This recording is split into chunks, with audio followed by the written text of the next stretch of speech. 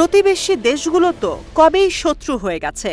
চারপাশ থেকে সামাল দিতে হচ্ছে একের পর এক স্বাধীনতাকামী সশস্ত্র যোদ্ধাদের।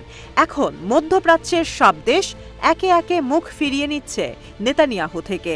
কয়েকদিন আগে মধ্যপ্রাচ্যের সবচেয়ে প্রভাবশালী দেশ সৌদি আরব ইরানে হামলার বিষয়ে ইসরায়েলকে দিয়েছে হুঙ্কার। হুমকি দেয়া হয় জাতিসংঘে তেল আবিবের সদস্যপদ বাতিলের। এবার নেতানিয়াহু প্রশাসনকে হুমকি দিয়েছে তুর্কি। হামাস ইসরায়েল যুদ্ধবিরতি কার্যকরের অনেক দিন ধরে চেষ্টা করে আসছিল আঙ্কারা। এবার বিরক্ত হয়ে তুর্কির প্রেসিডেন্ট রিসেপ তাইয়েপ এরদোয়ান জানান, ইসরায়েলের সঙ্গে সব ধরনের সম্পর্ক ছিন্ন করছে তারা। পাশাপাশি ভবিষ্যতে আর কোনো ধরনের সম্পর্ক ইসরায়েলের সঙ্গে হবে না বলেও হুঁশিয়ারি দিয়েছেন এরদোয়ান। এরদোয়ান বলেন, অন্তত তিনি থাকা অবস্থায় ইসরায়েলের সঙ্গে সম্পর্ক ভালো হবে না তুর্কির। গাজায় ইসরায়েল যা করছে নেতানিয়াহুকে যেন তার জবাব দিতে হয়। সেজন্য যা যা করা লাগে তুর্কি তা করবে।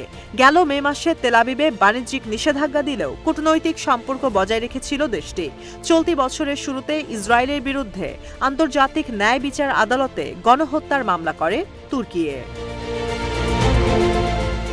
আহ্বান জানানো হয় ইসরায়েলে অস্ত্র রপ্তানিতে নিষেধাজ্ঞার। সেই আহ্বানে এখন পর্যন্ত 52টি দেশ আর 2 আন্তর্জাতিক সংস্থা সম্মতি দিয়েছে যেন গণহত্যার জন্য ইসরায়েলকে অস্ত্র দেয়া বন্ধ হয়। এই ইস্যুতে জাতিসংঘের নিরাপত্তা পরিষদ ও মহাসচিবের কাছে চিঠিও দেয়া হয়েছে। রিয়াদের আরব লীগের সম্মেলনে সদস্য সব দেশ এই চিঠিতে স্বাক্ষর করে। গেল বছরের সেপ্টেম্বরে নেতানিয়াহুর সঙ্গে নিউ ইয়র্কে বৈঠক করেছিলেন এরদোয়ান। এরপর থেকেই সম্পর্কের অবনতি হয় দুই নেতার।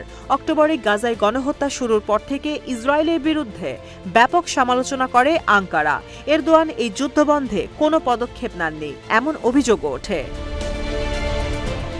বাইডেন প্রশাসনের সমালোচনা করে এরদোয়ান বলেন, ট্রাম্প আসার পরপরই ইসরায়েলকে গাজায় যুদ্ধবন্ধের আহ্বান জানিয়েছেন। তার মানে যুক্তরাষ্ট্রের অস্ত্র সরবরাহ বন্ধের সম্ভাবনা আছে। যদিও আন্তর্জাতিক বিভিন্ন গণমাধ্যমে বলা হচ্ছে, মিত্র বলতে ইসরায়েলের রইল শুধু পশ্চিমারা, বিশেষ করে যুক্তরাষ্ট্র। ওয়াশিংটন সরে গেলে নিশ্চিত হয়ে পড়বে নেতানিয়াহুর পতন।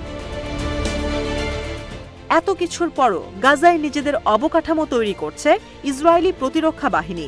ইসরায়েলের গণমাধ্যম বলছে, 2025 সালের শেষ পর্যন্ত গাজায় সামরিক অভিযান চালানোর প্রস্তুতি নিয়েছে তেল আবিব।